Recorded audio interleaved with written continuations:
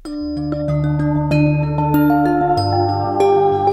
Minute एक minute एक minute minute बैठे मुर्शिद। एक चाय ले। जी अभी लेके आया।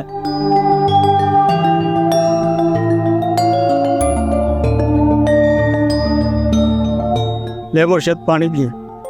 ये क्या यार, मैंने पानी का तो तुम्हें कहा ही नहीं था। तो मुर्शिद, आपको पानी पिलाना मेरा फर्ज है। काफी इखलाक वाला बंदा लगता है। दुनिया में अच्छे लोग भी होते हैं।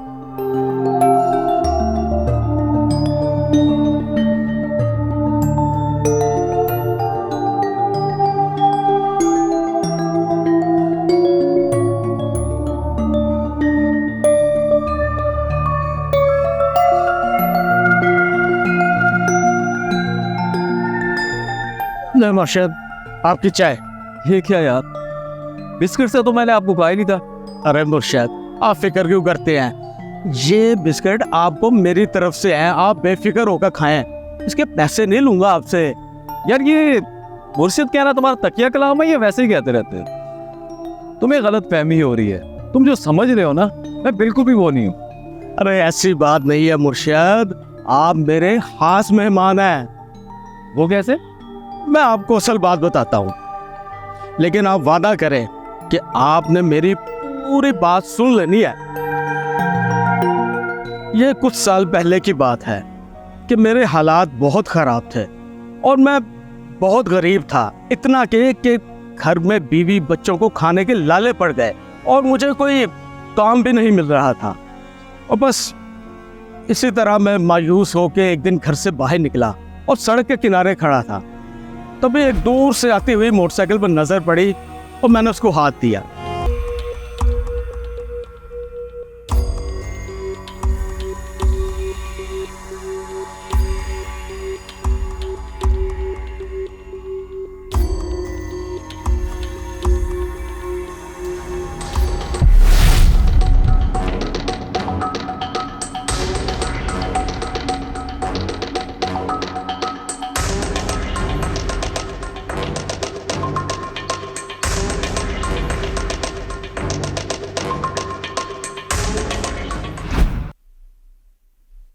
उस्ताद जी, बर्तन ले आया हूँ। अब बताएं और क्या करूँ? अच्छा चल ठीक है, ऐसा कर के 2 कप चाय बना और वो सामने वाली दुकान पर देकर आ। मुर्शिद आया, मैं जरा थोड़ा उनसे बात कर लूँ। ठीक है उस्ताद जी। उसकी जो जेब से रकम निकली ना, वो पूरे 40,000 थे। और सबसे पहले मैं अपने घर गया और पहले 5,000 से मैंने अपने बीवी बच्चों के खाने पीने और राशन का इंतजाम किया और बाकी के जो 35,000 से अपने इस बंद खोखे के ऊपर लगाए। वो जो ज़रूरत का सामान था वो ख़रीदा और अपना काम शुरू कर दिया। क्योंकि मैं प्रोफेशनल चोर नहीं था और अपने इस गुनाह पे दिल ही दिल में शर्मिंदा रहा। दिल को सुकून ही नहीं था। फिर मैंने अल्लाह से सच्चे दिल से तौबा की और अल्लाह ताला ने मेरे काम में बरकत डाली और शुक्र है कि आज मैं अपने बीवी बच्चों की रोज़ी रोटी आराम से कमा रहा हूँ। मुर्शिद, आप चाय लें, ठंडी हो रही है। मेरी बात तो भी बहुत लंबी है। फिर हुआ यूँ कि एक रात मैं सो रहा था, मुझे ख्वाब आया जैसे कोई कह रहा हो कि जिसके पैसे निकाले हैं उसको वापस कर दो। मैं चौंक कर उठा और फिर इस बात को भूल गया।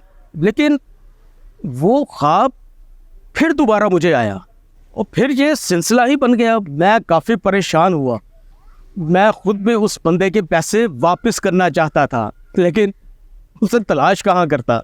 इसलिए मुर्शिद, फिर मैंने पहले अपने अल्लाह से उस गुनाह की माफ़ी मांगी और फिर दुआ की कि अल्लाह पाक उस बंदे को तलाश करने में मेरी मदद करे। फिर और फिर क्या मुर्शिद, आज आप अल्लाह के फजलो करम से मिल ही गए।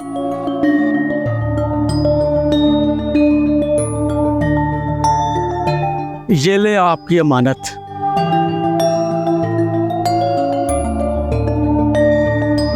और मुझे माफ करते। ये पैसे मेरे पास किसी की इमारत थी। जब मुझे पता चला कि मेरी पॉकेट से किसी ने पैसे निकाल लिए तो मैंने उसको कोई बदवा नहीं, ना ही अपने अल्लाह से शिकायत की।